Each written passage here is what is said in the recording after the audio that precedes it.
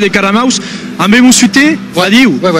Donc nous has dit aqui no reportatge que Daniel Lodo era un cantaire mai punk de France, explica-nos a quoi. De France, d'Europe crazy, non pas d'Europe parce qu'il y a l'Inglaterre de l'Europe, non de France, c'est que le mai punk.